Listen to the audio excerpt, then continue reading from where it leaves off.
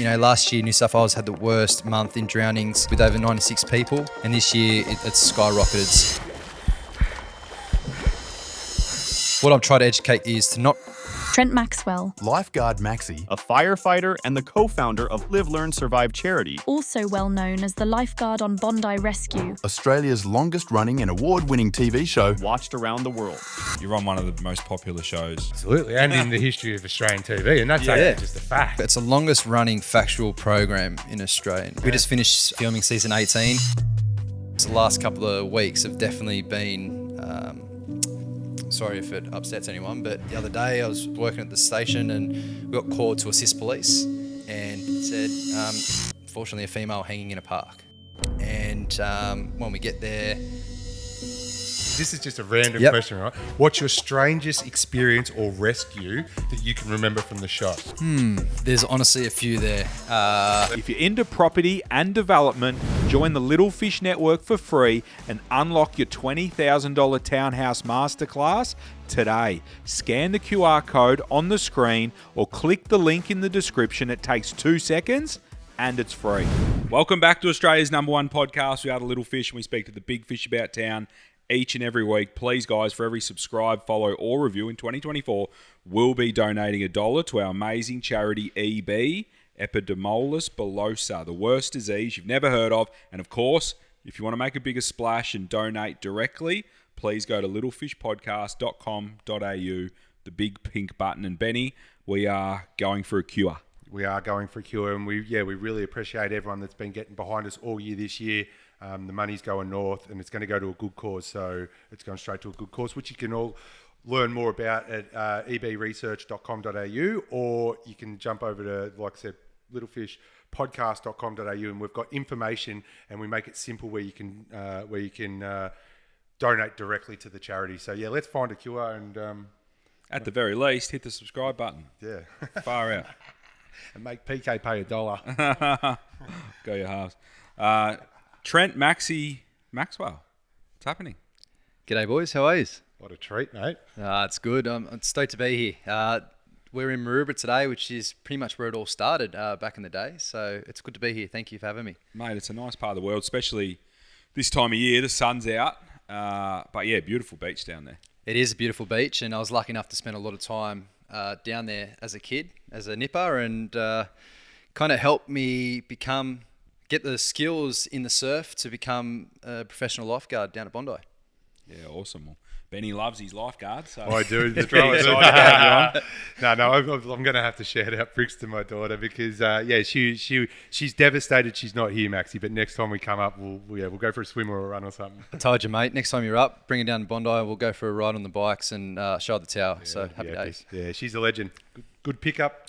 Bang. Thanks, Bricks. Now, Maxie, how did it all begin? Like, I'm reading through the research. We're firefighting. We've got lifeguard, all this sort of stuff. How does one get into it, and how have you been, I guess, so successful at them?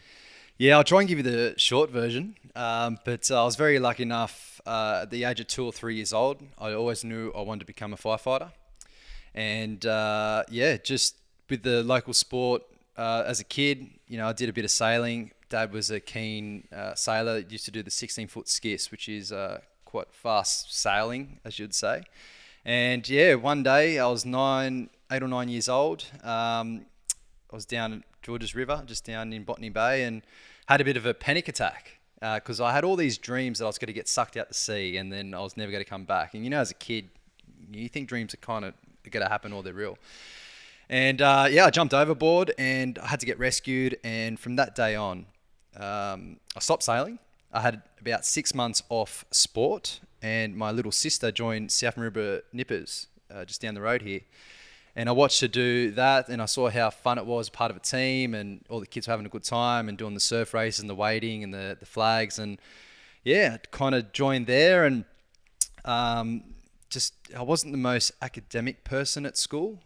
I wasn't really that, I would like to say, I'm not putting myself down, like, I wasn't that smart when it comes to the book stuff. But I remember doing the surf lifesaving, starting to get okay at it. I used to come last in the swim, last in the board paddle, last in the Ironman, but I used to always cross a line with a big smile on my face. And I just remember I kind of stuck with it. Started going to more training sessions, started to get better and better. And before you know it, I started to do some competitions, and I started to not so much come last, but I was starting to come midfield, and I was starting to make my way up towards the pointy end. And watching the lifeguards do the job, the professional lifeguards down at Maroubra, shout out to Brad Rope. He was the first lifeguard that I actually spoke to down there about potentially a career. And I knew it was going to be a potential stepping stone to become a firefighter, because I knew that I was going to finish school in year 10. My dad's a bricklayer, so I was going to, okay, well, I'm going to finish in year 10. I'm going to do a bricky's trade. And then as soon as I turn 18, I'm going to try for the fireys. I'm going to have a trade background. I'm going to have a bit of a life-saving background. It's going to help me get in the fireys. And, 14, 15, I started to get quite good at competition. I was traveling, doing some good races. And that year at school, year 10, I knew I was leaving. And I remember literally emailing Hoppo. Bruce Hopkins is the boss, still the boss. Legend. Yeah. G'day, or I said, Mr. Bruce Hopkins, can I please, What do you call him these days? Hoppo. But yeah, I actually, literally, I sent him an email. So I was 14, 15 at the time. So this is back in 2005, 2006. Asked him if I can come down and do a week work experience. And that week, I went down there, and Hoppo said, mate, you had a good time. You did well. I was cleaning toilets, washing windows, seeing how the guys operated down at Bondi. And that kind of stemmed into every Monday for the rest of the year. So I didn't have to go to school every Monday. And then come November 2006, they offered me a traineeship, and I was 16 at the time, to start in February in 2007. And so I left school, started my traineeship, did that for 3 years. And as soon as I turned 18, tried for the fireys. It took me six times to apply for the fireys. Unsuccessful. Got in the sixth go. I've so far been in for nearly 9 years now. So, I would have been never fulfilled if I never got the opportunity to become a firefighter, which I'm sure throughout this chat we'll talk about some stories and so on. But with the lifeguarding, the firefighting, and then back in 2018, I started a company called Live, Learn, Survive, which is now a charity as well, with business partner Lee. And basically, I travel all around Australia, over the UK and America, educating kids and young adults about life-saving, water safety, fire safety, first aid, and resilience. And I've got a couple of children's books on top of that, but we can talk about bits and pieces. But yeah, there's a lot going on. It sounds like a bit of persistence as well. That was a short version. Yeah, well, that sounds like a bit of persistence as well, because at 3 years old, you were certain you were going to be a firefighter. Yep. And it took you 6 times to get in. That's yeah, wild. I was taking no for an answer. Which bit were you failing, mate? I think test? The first, and I'm sure there's a few lads out there that are keen to be fireys. I've got a mate that just became one a few years ago. Shout out Adam, and he loves. Yeah, I was going to say lads and ladettes. There's a lot of boys and girls that want to become firefighters, and it can be quite hard. So the first stage is usually your aptitude test, which is math, English. Proper already. Yeah, proper test, and then but there's not sure what it's like in the MFB or down in Victoria, but Fire and Rescue New South Wales, they get up to 8,000 to 12,000 applicants a year, and then there's only about 110 jobs, so you're up against it. But I made sure that I studied, I trained, I made sure that I focused on each individual stage. And the year that I got in at 24, which is still quite young as a firefighter, and very fortunate that 8 years on, I'm at a busy station. I work with a great crew, and I'm very, very fortunate and lucky and stoked that I'm a firefighter. I actually know that because when I first reached out to you, I can't remember what the conversation. We were having a two-way conversation, and we were working out maybe dates or whatever. But yeah, you were like, man, I've got this firefighter stuff. No, yeah. I do remember. you said to me, it was actually quite cool. We were just having a two-way conversation, and you're like, yeah, man, I've had a massive day. I've been out fighting fires over here, and I've been doing and I could feel like your enjoyment in it, if that makes sense. Yeah. We didn't really know each other that well. No. We were sort of just back and forward. On the dams, and I could feel you were like telling me about what you were doing. There's plenty of stories, and between the lifeguarding and firefighting, the experiences and the things that I deal with and see, I try to turn it from a negative situation for the person's worst possible day to a positive, where I go into schools and sporting clubs and educate kids and young adults life skills to be able to look after them and help them on their worst possible day.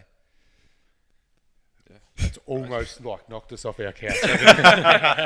That's epic. And I felt that in the, you know what I mean, in our interactions through just text messages. So yeah, mate, I'm very passionate, very keen. And I think that's why you're so successful, man. And you're killing it.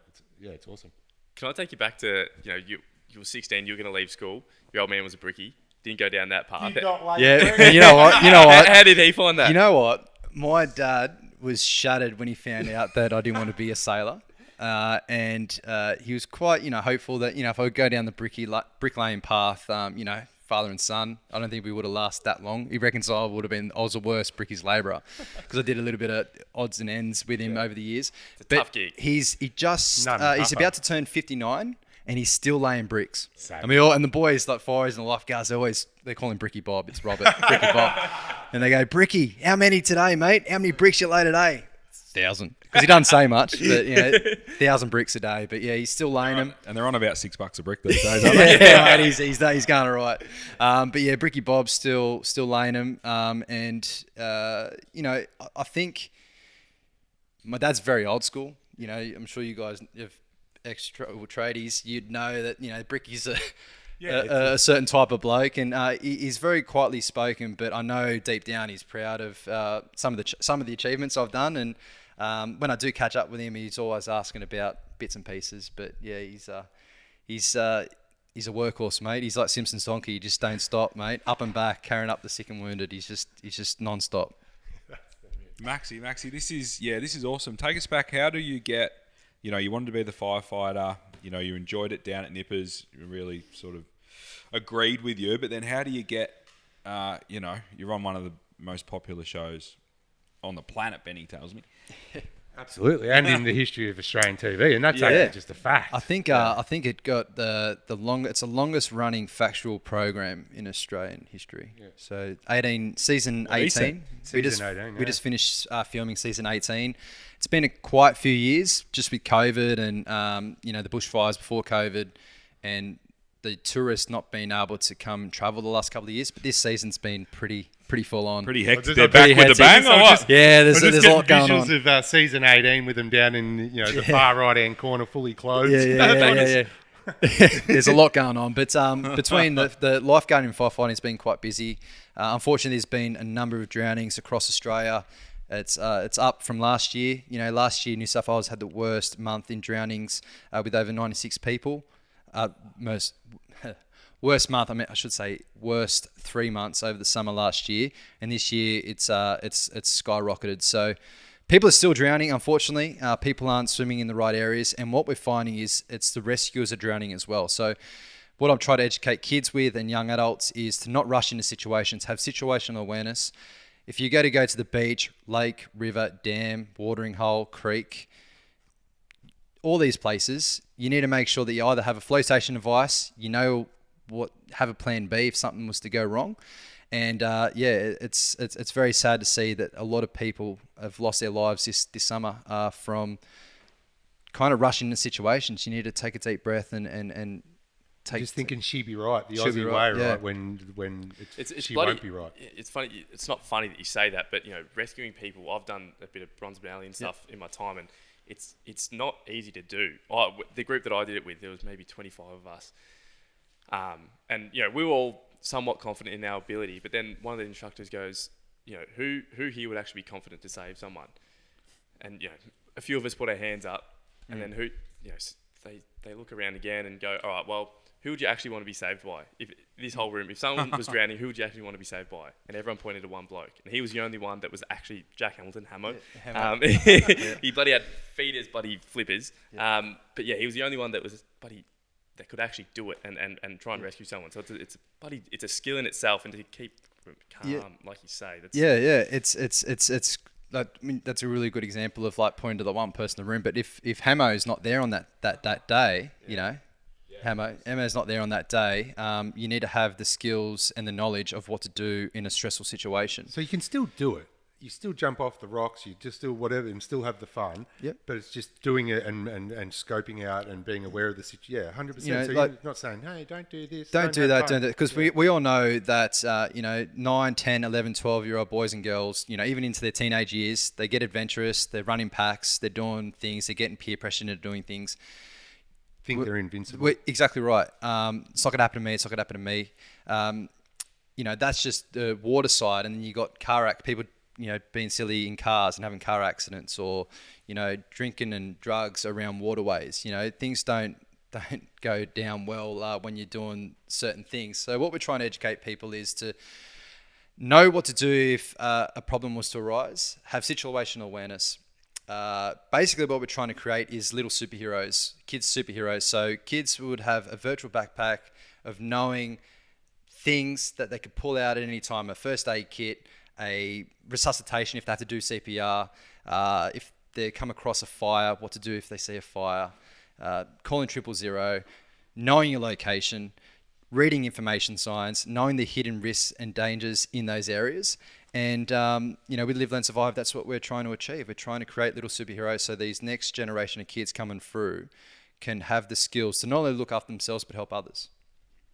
And what's I guess the groundwork and the main body of work that you're doing to get that to as many years in Australia to kids? Yeah, so we've done some stuff in the UK, we've done stuff in America, but we've kind of wheeled it all back to Australia. But what we're trying to focus on is getting into every school, the program. So a lot of our books meet the Australian curriculum. Our videos are all part of the Australian curriculum, so we know that the information that the kids are seeing and learning is life-saving. And basically trying to have sponsors and corporate sponsors come on board. And I was up in Brisbane yesterday in Brisbane Parliament, Queensland Parliament, doing a workshop up there to showcase what Live, Learn, Survive does. And, a few supporters and people who want to get behind us, which is great to see. But basically, in a nutshell, give every kid the opportunity to learn life skills to survive their worst day. Awesome, Maxi. Hey, can I ask a question? Yep. I've got a mate who's in the fire. He's big Bryce, mate. He's big weapon. But you have your bad days. Yep. Absolutely no question. And some of the things that you guys that get to these incidences first or whenever you get to them and the trauma that you need to see and need to go through, and you're dealing with water and fire. Yep. I'd imagine you could have some bad weeks when there's a bit of misfortune getting around on your shift.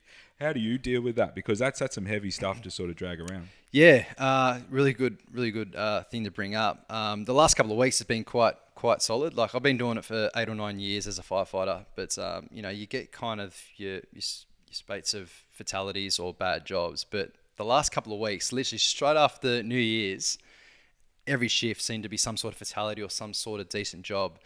And throw in the lifeguarding as well on my days off. A couple of resusces down there, a couple of big rescues down at Bondi and Bronte. How I deal with it is I like to go for runs. I like to exercise. That's a good way to get rid of the head noise or a bit of the fuzzy kind of heaviness. It's always hard. Different jobs kind of affect you in different ways. So unfortunately, as firefighters, as your mate was saying, unfortunately we deal with, anything from accidents to self-inflicted stuff. So unfortunately we go to a lot of suicides. We go to a lot of people that, be silly in cars, people that don't know fire safety, people that are doing silly things. And when we turn up, we just try to get to work as best we can, treat the patient or the victim with respect, dead or alive. And I'm very lucky and I'm part of a really good team. And the team is everything. And if you're only running 20-30% within that team of 4, everyone else can kind of be aware of that and kind of bring you back up to work the team at 100%. There's no I in team, especially as a firefighter. You need to have a team member go into a burning building. You need to have a team member on the hydraulic tools cutting something out of a car. You need to have a team member holding up a tarp with, a suicide. So you work in a team. There's no I in team. And some of the bigger jobs the last couple of weeks have definitely been, very unfortunate, I should say. Yeah, and I think it's super amazing. You got to go there and do a job, but then you're meeting with people and loved ones, like you said, maybe dead or alive, and then you've got family involved or whatever it is, and that's, you know, quite potentially the worst day they've ever faced. And you're there, and you know, ideally, I suppose you're somewhat of a pillar of strength or something like that, you know, and it doesn't really care about how you're feeling on that day. So, I'd imagine you'd have to show up in a pretty strong way most of the time. Yeah. So as a lifeguard, a lot of the time it's happening right in front of you. You know, you see someone in a rip, or someone runs up and says, "Hey, someone's having a seizure down in the water or down the beach." It's kind of there. As a firefighter, sometimes you get a bit of a break between the incident and the fire station. So you get the printout that goes off. It says concern for welfare, you know, ambulance on scene for an assist lift. So you know that you are preparing yourself from that call, from once you're in the fire truck to get to wherever it is. It could be just down the road, or it could be a couple of K away. You're kind of thinking in your mind, okay, what's my training doing here? How do I react with this? How do I kind of approach the situation? And sometimes we get quite detailed information about what you're potentially going to.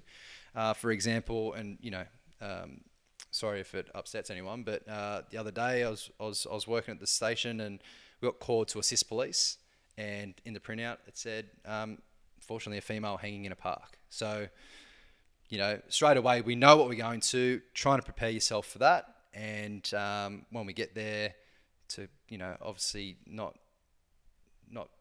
be too drawn to what you're seeing, but just you have a job to do, and our job at that time was to provide coverage and, you know, to block it off, so members of the public, because it was in a park, to do. So we had a job to do. Didn't really have much time to kind of think about it. You just cover it up, and then, you know, later you hear that the family, because she was reported missing the night before, the family are driving around the streets looking for her. So, bit of closure for me from that situation is, unfortunately, she's passed, but bringing closure to the family members that are looking for her, the police haven't told the family that she's been found. So it's kind of like, you know, you got that in the back of your mind, so you're kind of trying to be, I don't know, it's sometimes you're a little bit more attached than what you don't necessarily want to be when you hear that the family are driving around the streets. So every car that's driving down the street, you think it could be the family that's going to see. Because you're only human, right? Yeah. Like, you can tell yourself whatever you like, Yeah. and I think everyone knows this. That it's just not how the world works. And I think when you get in those situations, often you've got, you know, now that I'm a father, Yep. you look at, like, every kid, something happens to a kid, you hear about a kid on the news. It's horrible. Gemma's going, "Oh, hear what happened to the kid? I don't want to know. I Yep. don't want to know, because I can draw that back to my Yep. kid, and it makes me sad." Yeah. So if you've got, you know, a sister or an auntie or a mum or a daughter, whatever it is, I think people can draw those parallels, and you really feel something. Well, I got one for you guys, which is pretty sad as well. But we got called to an assist ambulance a couple of weeks ago, and it's kind of like I said, every shift there was some sort of bad job, and a lady had a medical episode. She was FaceTiming a friend in bed, had a seizure while she was talking to the friend. As the friend watched her friend have a seizure in bed, she called 000. The ambulance got there. They couldn't get inside the house, so they called for rescue. They called for the fireys to kind of make entry. And luckily there was a station nearby, so us and another station got sent to this address. They made entry, and they found her deceased in the bed. So what had happened when she had the seizure, it's blocked her airway, and she's unfortunately passed. So the guys have worked on her, and, you know, you go into a situation like that, you walk into the house and you see there's a cot, you see there's photos of kids and babies and stuff like that. So you know you're going to a resuscitation, but then what makes it real is, I'm not trying to make you guys swallow hard here, but then we're like, okay, well, there's a cot here, there's a chance she's a mother, there's a chance that there's a kid in here somewhere. So let's try and shield the kid from seeing us work on the mum. Thankfully, the kids weren't there. They're at daycare, which still is hard enough as it is, knowing that their mum's not going to make it. But they're just kind of like a couple of stories where people don't think firefighters deal with or go to. We deal with a lot of different things, not just fighting fires. That's just the last couple of weeks. Yeah, last couple of weeks. That's heavy, man. How do you? I know you mentioned running, but how do you switch off? And I mean, you can talk about it and you can run, but is there anything else that you like to do? Yeah. So again, I'm very fortunate that the crew that I work with, we're all best mates. So the guy I do adventure racing with, Piers Craig, Max Cottingham, They need to start Bondi Fiery. Yeah. You never know, mate. We could start there. But team is everything. We talk amongst ourselves. We do have a lot of peer support as well, which is very important. But I think it's very important as well. I keep saying important. That you do physical exercise, you eat well. Absolutely. You try to meditate if you can. Not everyone's meditation's not for everyone, but meditate, breathing exercise. Been getting into breathing a lot, and you kind of prepare yourself knowing that as a firefighter and as a lifeguard and as an educator, you hear horror stories, you see horror stories. I like to turn negative situations into positive ones by hopefully passing on my knowledge and experience to not only kids, but young adults, parents, older people as well. I think everyone can learn from people's misfortune, and I like to turn negative situations into positive ones. And you have to reset, because if I just kind of focus on those bad jobs, then I can't. It's not fair for the next person we respond to, or the next family member, or whoever we respond to as a lifeguard and a firefighter, where I'm not on my game. Because if I'm not on my game, there's a chance that more people can get more severely injured or die. So it's a really good way to think about it. You kind of have to, which is, I'm not trying to dismiss it and put it at the back of your mind, but you need to set yourself up and get ready for the next job. Because at any time, us sitting here now, we're at the fire station, the bells go, we're out the door within a minute. If we're at the lifeguard tower, we see someone down backpackers, we're out the door, we're rescuing that person. So everything's very... You got to make decisions. You got to make quick decisions, and and firefighter safety and welfare as well is very important. Yeah, 100%. The live, learn, survive. It feels like the great sort of moderator and equalizer with sort of what you do. Talk to us about how that got going, because it sounds like you'd go to try and do your best in these negative situations. And I think, mate, congratulations, because even though in these incidents you can't prevent them, you're trying, through education, but when you get there and the job's done, you can't prevent them or potentially save them, but you go there and try and do your best just to make that situation that little bit better. Exactly for right. maybe the family or something like that. So bit of closure for the family, or mate, that sort of stuff just warms your heart, and I don't think everyone would appreciate that go, hey, these guys, they go put out fires or whatever. Hey, they go try and make an awful situation just a little bit better for the people that are there, which I think's, superhero stuff. But talk to us about live, learn, survive, because it does feel like the great, we're being sort of reactive out in the field. That's all you can be. Got a job. And then now you've got this sort of proactive place that you can try and do some good and put some things in place to minimise the call-outs. Yeah, so in a nutshell, myself and Lee, a business partner, we've been working together since 2014, 2015, but we started Live, Learn, Survive back in 2018. And since then, we've travelled to over 3 continents. We've spoken to 30,000 kids face-to-face across the world. We've been in and out of schools. I think we're over 150 schools where we've visited. We've got PowerPoints, we've got the books, we've got podcasts that we do each week. You mean Maxi the Lifeguard? Yeah, Maxi the Lifeguard. Yeah, so we've got series. a couple of books. Yeah, that's epic, man. Yeah. So we've got some aspirations to do more, but what we're creating at the moment is the Little Superheroes thing. That's when you explained that before, that was really that was good. So we've got the Little Superheroes thing, which is going to be equipping kids to survive their worst possible day, knowing what to do to help themselves and help others. We also have got Skills for Schools. It's a new school program that meets Australian curriculum that we're trying to build and get into all the schools across Australia. And we've also got the Skills for Life, which is an online program where we do videos each week that get released, and we cover fire, water, first aid, and resilience. And when I say first aid, it's like, well, you can only do so many videos about CPR, but we cover snake bites, we cover dislocations, we cover heat exhaustion, we cover all these different things. So when kids and young adults, it's not just for kids, young adults log on, it's a week by week thing. And as you chip through the videos and the challenges, you get to learn skills to look after yourself, your family, your friends, and you could be that first responder to bridge that gap between someone living and someone dying. So that's something that I'm very passionate about, myself and Lee. Yesterday we were up in Queensland, Brisbane Parliament, talking about that and getting the MPs on board to get us to go some of their electorates, some of their schools in their electorates. So we're slowly but surely getting some momentum there. There's still a lot of work to do, a lot of ways to go, but I'm very excited to see what the future holds for Live, Learn, Survive. There's just me and Lee at this stage. We've got a couple of other people that have been helping us along the way, but where people can help us even more is corporate sponsorships, sponsors. We also are a registered charity through the Australian Charity Register, which we got 2 years ago.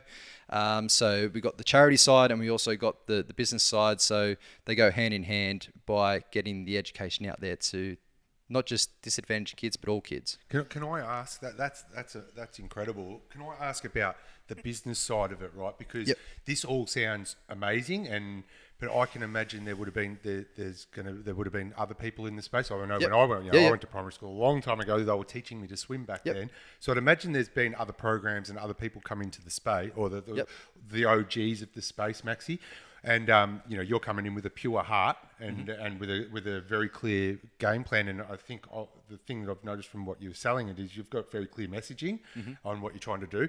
Did you ruffle any feathers? And have you? Yeah, do you know what I mean? Like in the background, because it all sounds. Yeah.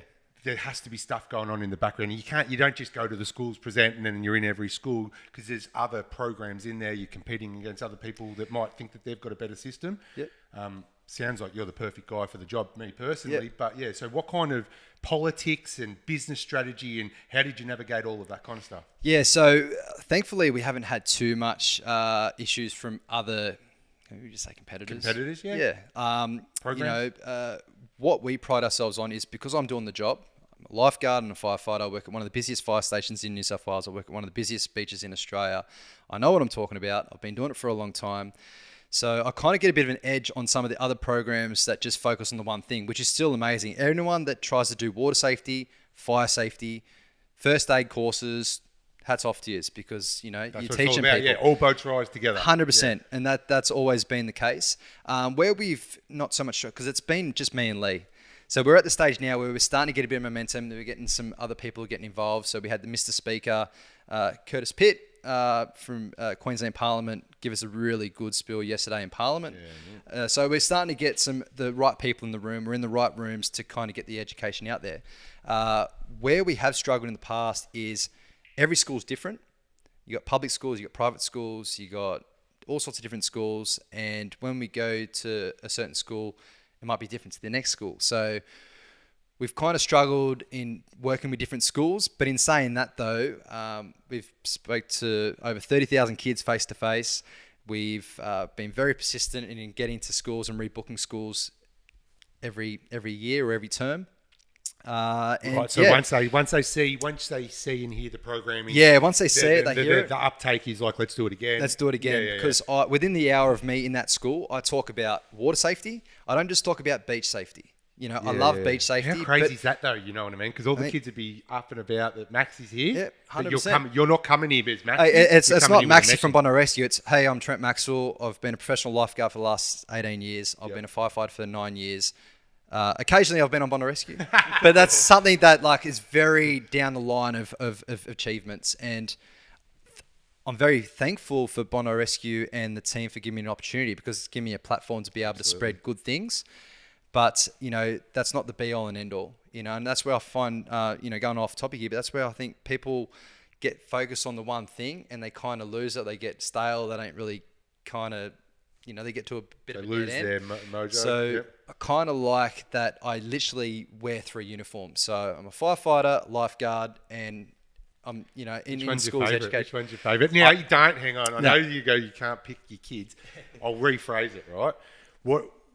When you're looking at your calendar for the week, which days are you looking forward to the most? The ones that say lifeguarding, or the ones that say live, learn, survive, or the ones that you might get a fire? I think fireys. I do love being a fiery, and again, so that's I work your with true passion. True passion. It's something that's my original dream. Yep. Everyone has dreams when they're growing up, and the fact that I could drive a big red truck, be in the back of a big red truck, and know that I'm doing not just good things for the local community of the fire area that I work in, but when I'm in schools or when I'm on the beach, I talk, like, kind of all goes hand in hand. So back to your original thing about what makes Live, Learn, Survive different to the other competitors is we've got an umbrella, and under that umbrella we have water safety, which covers beaches, rivers, lakes, dams.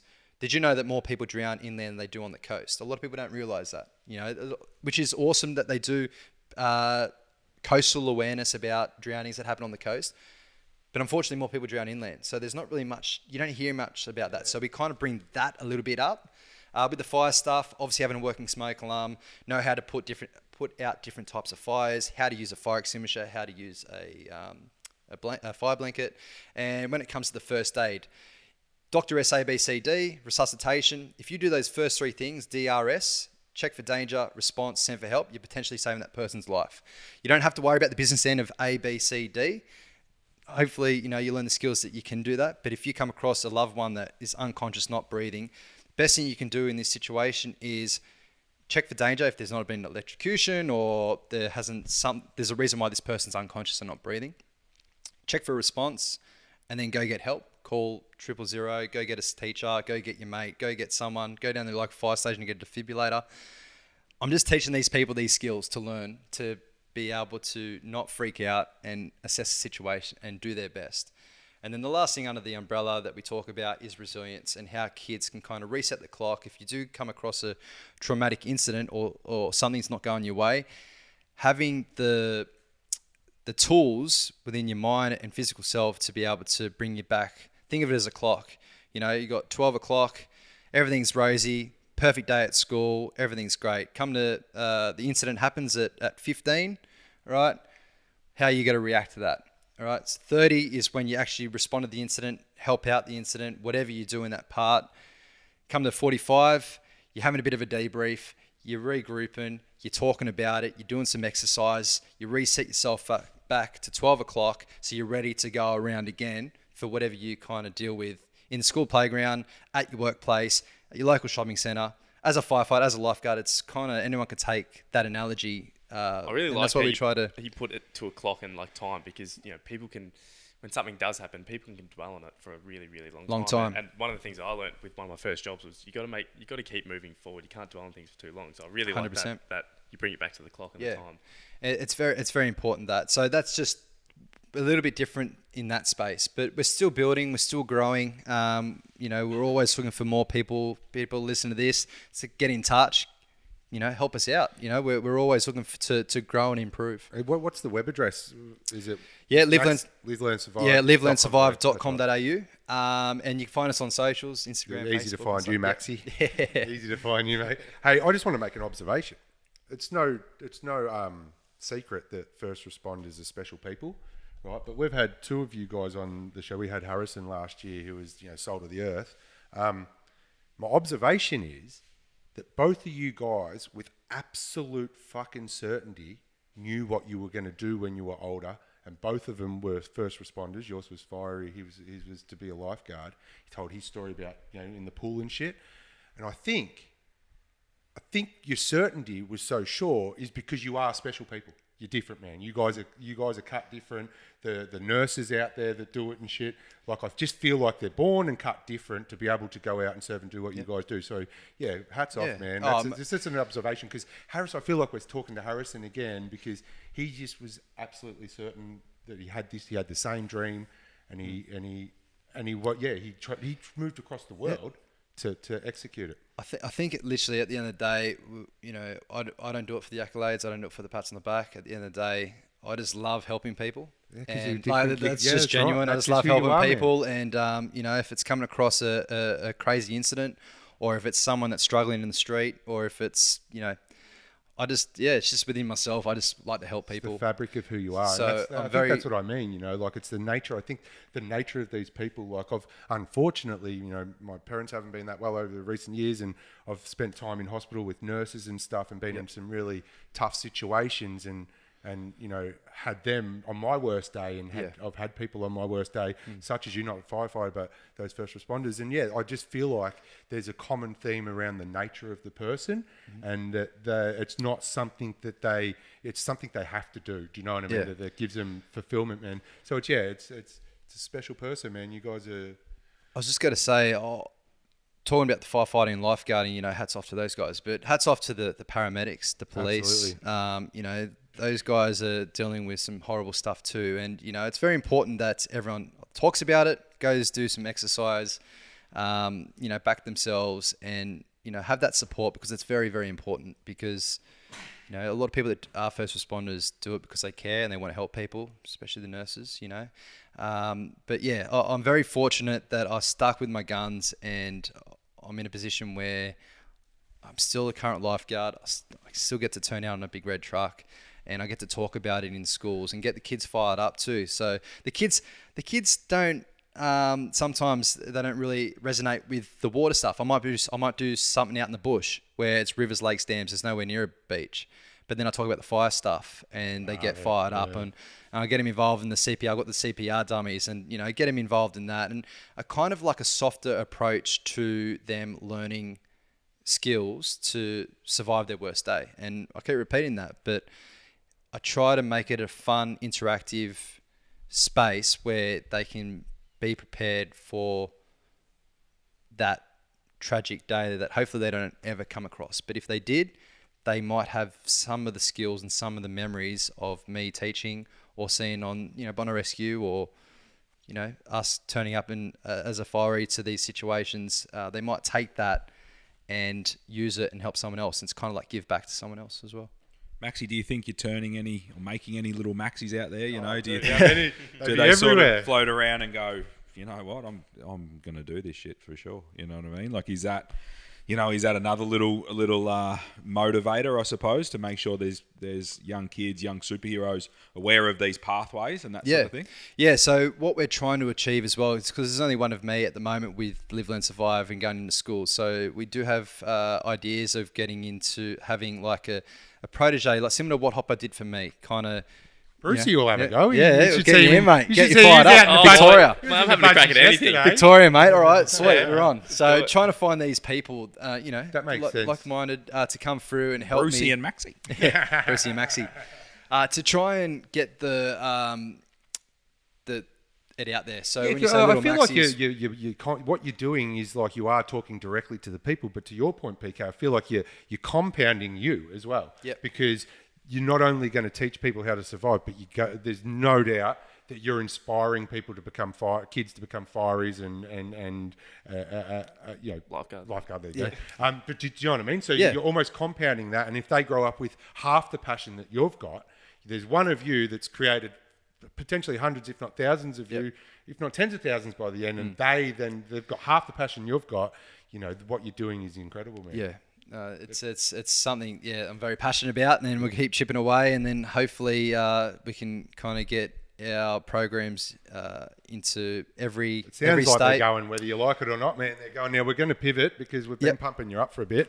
Sorry to take over the show, because I've got a real question I need to ask. What's your this is just a random question, right? What's your strangest experience or rescue that you can remember from the shot? Mate, there's honestly a few there. Let's start pegging a couple. Okay, so strangest rescue. Oh man.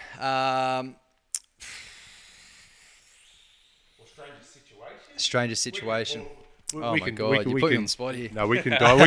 we can edit this, Bonnie. Yeah. Take a minute, man. Yeah. I've got to think about this, because Bondi is a very unique, special place.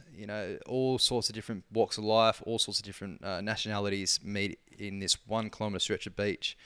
So you got situations happen on the sand. You got situations happen out in the water. Oh man. Yeah, well, that's the funny thing, is it's not just the water by the sounds of skate park. There's shit going down, man. There's shit a lot going sideways. In the tower, dude. You go, what's going on over there, dude? Actually, I'll tell you. Wasn't there a car that drove over the thing one day or something? It's just like you can't write half the stuff that that happens. was on the sand, man. Dude, he missed the freaking Something happened a couple of weeks ago. Just more recent thing. It was one of those rescues. If you watch Bondi Rescue, they always leave you on a cliffhanger of like a rescue. I was down North Bondi packing up at 7 o'clock. We finished at 7. Harrison, of all people, goes, "Hey, there's a couple of heads in backpackers." So anyone that knows Bondi, I'm at North Bondi. Backpackers is at the other end of the beach. It's about 900 meters away. He goes, "Yep, they're going. They're going." Okay, so I jump in the bike and I start pinning it, like hooking. So what is going? What do you mean they're going in? So they're already getting starting sucked to, down. they're already they're starting to getting- drown. Yeah. Gotcha. So a couple of heads and they're just heads so on this the water. Straight out, Yeah, Harrison gotcha. goes, central to Maxi or north. We've got a couple of heads down backpackers. Just start making your way back down. Yep, copy. Yeah, mate, they're starting to go. You got to go. So, boom, straight in the bike. Huzzah! Great work, mate. So I'm hooking, right? I reckon I'm doing about 100 on the back of the sand. And Troy, one of the lifeguards, because it was pack up, everything's packed up. So there's no boards on the beach. There's no nothing. But I just knew that I had to get to backpackers quickly because you don't hear Harrison. He wasn't panicking, but he's like, go. He's a pretty cool customer, isn't he? Yeah. He's like, you got to go. Bang. I know. So I just beelined it straight for there. Didn't even look at the tower. Didn't look at the lifeguards. I just hooked down. And I reckon Troy was just standing on the sand waiting for me to pick him up. Just drove straight past him. I was just hooking. And like they reckon the cameraman, Ben King, was just like, just watching me just go straight past the tower. Head down to backpack. It was one of those ones where you're half getting undressed as you're going down. Pull the handbrake up, gears off, paddle out. And there was 4 chicks out the back. And they were pretty bad, but they weren't as bad as I thought. Like, they weren't some non-swimmers. Like, they could kind of float, but they're out in the rip. So as I start rescuing them, and they're not Brizzy bikini, they're not too bad. It's not very often you rescue, yeah, like there's a yeps, a couple of yeps. Yep. So we rescue them and then bring them back to shore. And you rescued them one by one? Or Yeah, so I went out, grabbed one of them, the worst one out the back, brought her By in. which metric? Oh, mate, you can't. A worse swimmer, you mean? Or? Yeah, swimmer. So Okay. I paddled out Sorry. on the rescue board, grabbed one of the swimmers, brought her in over the sandbank, paddled back out. And this stage, poor Troy's run from the tower down. He goes, as he's paddling, "You didn't pick me up." Yeah, anyway, I paddled back out to get the other one. And then we later found out that the 3 girls that we were rescuing were on mushrooms. So they were hallucinating the whole time. They were spinning out. It was a very interesting situation because, that's just one little quirky, crazy thing. It's not very often you hear that. But And so you didn't pick your mate up because you thought they might have been? no. It was just the All way that right, and you thought, I'll take this one, mate. the way that Harrison said it, mate. He's like, they're going. So I can't see that far from north, knowing what type of swimmers they are or not. So I just kind of beeline it for there.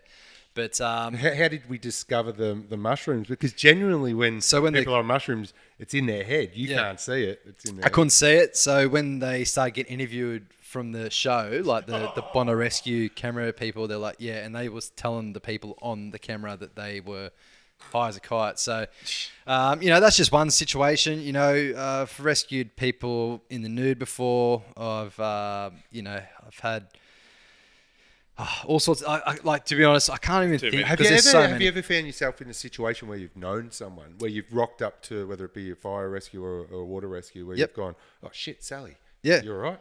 A couple of years ago, we went to a surfer rescue around Bronte, which is around the rocks, and one of the surfers I knew got stuck, and he was buggered. He dislocated his shoulder, so he's stuck on his board. He was pretty much 2K out to sea. So you do get occasionally those ones. When it comes to lifeguarding, again with the fireys, you don't know what you're going to come across on the sea. Unfortunately, and I'm sure Harrison kind of mentioned this last time you spoke to him, is as lifeguards, we look after that whole kilometre stretch of sand and water. We respond towards Watson's Bay, which is 8 Ks of coastline. We look after Tamarama and Bronte Beach. So anything that happens around those waters, so we've got rock fishermen, we've got divers, we've got rescues, we've got people in the sand with Kids on all skate sorts of, park. skate park, bag thieves, fires, And unfortunately, suicides, a lot of suicides. Really, down the beach. Yeah, so we get around the cliffs. Unfortunately, there's a notorious spot called the Gap, and occasionally we get called there to assist police in retrieval of bodies. And I've had a number of jobs around there, which is it's a very sad day because it can be quite sad knowing you're going to something that's very unfortunate. But one thing that happened in the off season, I work all year round as a lifeguard. We had a 28-year-old spearfisherman that drowned just around the corner, and we got the call that there was someone unconscious, not breathing around the corner. One of the boys went out in the jet ski. I set up all the gear on the beach. We brought him in. I didn't know the guy, but the group of people he was with, I knew one of them. And they're obviously quite distraught. And pulseless, no heart rate, nothing. We worked on him for about 20 to 30 minutes. The helicopter toll ambulance chopper landed on the beach. I knew one of the doctors on that. They come over. We got to work with the patient. Unfortunately, he passed away, but we did get a pulse back before he left the beach. So what that gave was him, he was only 28, unfortunately. And it was enough, talk about a negative situation or a positive, hearing from the family come down the next day, a couple of days later, saying, thank you for doing what you did. We managed to donate his organs to someone else. So talking about a situation where you go around the corner and it's not a good situation, grab him, bring him back. We don't give up on him because you keep working until either ambulance or the police call it. And they never called it, and we end up getting a pulse back. And obviously, unfortunately, he was brain dead, but they end up, so some of those stories that you do go or you deal with, you hear that there is a bit of a nicer finish to it, and knowing that he's been able to give silver lining. Yeah, silver lining to that. Kind of gone off track with stories, but there's so many different stories like that where you come across.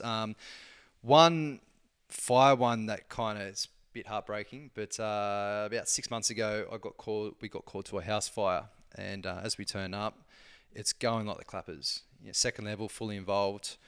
We were the first appliance there. We take a line of 38 straight down the side passage to go and fight the fire. We noticed that the door was open. Our boss said, everyone seems to be accounted for. All right, no worries. So we head in, we start putting out the fire, we start making our way up the stairs. As we're making our way up the stairs, knocking down the fire, beams and tiles and that falling in on myself and my partner. And we get to the top, got the tick, and we're throwing water around trying to save what's left of the property. And then we get called over the radio saying, actually, there's one person unaccounted for. All right, okay, so as we're fighting this raging fire, now we know that we're potentially looking for someone. It's 10:30 at night. The people are out the side saying, yeah, our friend hasn't come out. So we put the fire out. We start doing we call it a primary search. Another crew come up. They were checking downstairs. We were still checking upstairs. And we were checking each room, doing the clear. I hear a faint voice from my partner saying, yep, in here. All right, so quickly beelined it back around to go into one of the en-suites of the main bedroom. And there he was, the patient, or the victim. And he was in the ensuite of the bathroom. So he looked like he had to try to dash to try and stay alive somehow with the fire raging. I had one look at him, and I went, okay, he's not burnt. We're going to give it a crack. So he's about 150, 160 kilos. Me and one of the guys. I got it straight on the radio. Mayday, mayday, what you see in the movies. Mayday, mayday, we've got a victim up here. We're going to bring him out. And I actually caught a few people off guard because the way that the fire was at the top of the house, no one's surviving it, let alone body's going to be preserved in there. So the boss, the IC, the incident commander goes, can you got a person, you got to bring him out. Affirmative, bring the patient out now. That's it. Me and one of the guys, he grabbed the head, I grabbed the legs, and we started dragging him. We couldn't lift him because he was quite heavy. So we're at the second level. I don't know where I got the strength from, but we train as firefighters. We got him from the ensuite through the bedroom, down the stairs, and outside. And similar to the story with the spear fisherman, we got him out. We started working on him. Because we were fighting the fire, we were already kind of running low on air, so we didn't have to do compressions. We kind of went to rehab and kind of regrouped. So they're working away. They did get a pulse back, and they did shock him 3 times. But unfortunately, he did pass from smoke inhalation and so on, right? So fast forward a couple of weeks, we were at the station. We get a knock on the door. And answer the door. Hello, how can we help you? 2 kids, 18-year-old and a 23-year-old, a boy and a girl. And they're quite upset, not crying and upset, but you can tell that they're just sad, just that sadness. And we didn't know what was going on, as in we didn't know what they were there for. They said, can we come in? We know that Bankstown Fire Station was at a fatal house fire about 2 months ago. And I'm like, yeah. We didn't say straight away that it was us. Our dad passed away, and we want. I can't remember the kid's name, but he was doing his HSC at the time, and obviously death to your father. When it comes to education, so the HSC wasn't there. He didn't. Apparently, there's a way you can get better scores, or you can get a second. I don't know. There's consideration. Yeah.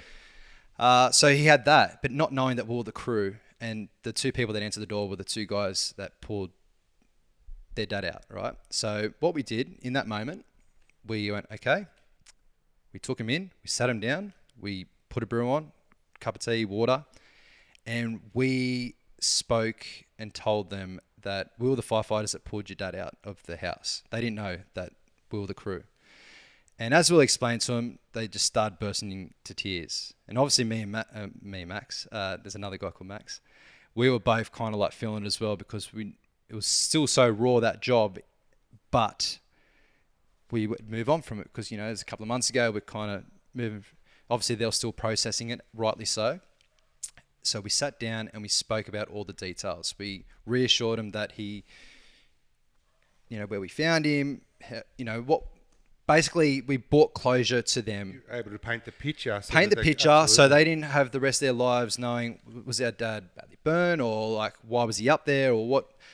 Like, we kind of put it to rest. It's a very important job, that, man. Like, for people that haven't lost parents, and I've lost both of mine, unfortunately, and one was like one was a bit of a shock, and the first responders were able, my first question, all I wanted to know was I just wanted to understand how it was left, how the process, you know what I mean? And if I didn't get that, I genuinely, it would have been a lot tougher. Where I'm going with this story, I know I've waffled on a bit, but there was a second alarm structure fire, so there was, I think, 6 to 8 other appliances, other stations there. There's 4 shifts on each platoon, A, B, C, D. We're C platoon, all right? We're quite a busy station, so the chances of them coming to our station, so the 2 closest stations, they didn't decide to go to, they come to ours. So I believe, whatever you believe in or whatever, but there's a bit of closure there for them, and the fact that they come on the right shift at the right station. It's fate, man. Fate, and we brought a bit of closure for them, and talking about the situation when with the spear fisherman donating his organs to someone else, and then talking about the dad and the family, bringing closure to them, knowing what had happened. I could sleep well at night knowing that we 100% gave it a crack. So you're looking at the glass half full. Yeah. And 100%. Positive situation. And I've been, like I said, I've been in that situation, and you cannot underestimate or undervalue how important it is to get closure when you're in those situations. Otherwise, it's a lifetime of questions, and a lifetime of questions is a lifetime of fucking baggage, man. You know what I mean? 100%. So yeah, what you guys do, and that's why I go back and I go a bit deep when I say, because I have been exposed and been in those rooms and tough days and stuff, and the only thing apart from my beautiful wife and family that's got me through it has been those first responders. And I probably could stand next to some of them at Coles and wouldn't recognise them, you know what I mean? But I'll never forget. I genuinely, look at the size of those goosebumps, right? They're going to pierce the screen. But those people, the way that they treated me and my brothers and guided us through it and helped us understand it was probably the grace of God and one of the best blessings of the experience, man. Without that, it's a hurricane of what? Well, they're just two jobs that I could tell you that I've had experiences with. But, busy fire station, busy lifeguard, the amount of traumatic situations that I've been involved in and done, where I've cut people that are severely injured out of cars or gone to different rescues. You never see or hear from them again, which is cool. Like, we're just doing our job. But occasionally when you do that big job and you know the bit of the background story, and then you kind of can bring a bit of closure to yourself and for others, it's a positive. I look at it as a negative situation to a positive thing, and it kind of resets us to know that we're doing a good thing for the community, and hopefully, that kid got a bit of a breather with his HSC marks, and they can move on with their lives, and they can know that, we gave it all. Yeah, 100%, Maxi. Amazing stuff, mate, and that, your ability and, and your team, whether it's water or fire, your ability to bring that bit of, that bit of closure and just, like I said before, make that awful situation that little bit better. Mate, you're doing a super job, and make sure you concentrate and look after your mates on the 100%. Water and on the fire, just to make sure they're all doing well. Because I think it's great today to shine a bit of a light on, how deep you guys go into those, into that darkness to try and help people. So you make sure you're looking after your mates and yourself. 100%. It's very important that big, for the mental health side of it, no one's invincible. You need to do things that work for you. And I'm very fortunate that I have a great team around me, a beautiful wife. I do things to kind of set things in place for me to be able to have a good day and be positive. Yeah. Awesome, mate. Love it. Is there anything we've missed, mate? How do our audience get behind the charity, Max? Yeah, so Live, Learn, Survive. Live, Learn, Survive on Facebook and Instagram. Jump on the website, livelearnsurvive.com.au. Lifeguard Maxi, very original. Get on the book. Is the Instagram. But yeah, I think thank you for having me, of course, to be able to tell a little bit of the story about what I do and what I'm passionate about, and hopefully people listening can get in touch and be able to either help out or share their story or kind of bring a bit of closure to them as well with certain situations that they might have been in. But hopefully I can catch up with you boys again soon. Well, yeah, we'll be running. So those down in Melbourne, Maxi's committed. When he's next in Melbourne, he's coming 100%. To the run. Yeah, he's coming to the run club. So. Little Fish Run Club, 6 a.m. Little Fish. What? Little Fish Run Club. We're at the tan at the top of Anderson Street, 6 a.m. on Friday mornings. Good stuff. And before we wrap up, because I already asked you, who do you boys barrack for? And I love my sport, right? Let's go. I love my sport. So I'm a passionate Dragons supporter. Don't hold that against me for NRL. I know different NRL. Yeah. I'm a Dragons supporter. Don't bag me too much. But when it comes to AFL, so I know you're Richmond, the Tigers. Yep. Mighty Hawks. The Hawks. Let's go. Pies. The Pies. So you're still on the high, mate. Yeah, good. What about you, Maxie? Mate, I was telling him, Bruce, I'm on the Tigers bandwagon. Who isn't? No. Go away. Who isn't? You're a Collingwood supporter. But I'm fired up because I don't know when this comes out, but I'm sure footy season started, but a couple of weeks out before footy season. I'm a lover of all sport, and when it comes to just something about footy season, get you fired up. Oh, just the Aussies, isn't it? Get you fired up. And it's like, everyone loves the Samo and the cricket and stuff, but just as I get older, I get more and more fired up with the footy, mate. Up the mighty Dragons. Love it, Max. But thanks, guys. Awesome, Maxie. Thanks for coming on, mate. Really appreciate it. And keep up the great work. Cheers, boys. Inspirational. Take care. Awesome. All right, guys, please like, share, subscribe. Jump on the Live, Learn, Survive. Put some support around that. Put some support around us. Smash some subscribe buttons. See you at the top. You! People want to be part part of a winning team. People can find a better version of themselves if they choose. You just need to go start some shit. Action is all that matters. Be a man of your word. I think I look back now and I'm like, whoa, that took some guts. Be kind, be kind, be kind. See you at the top. New episode every Wednesday.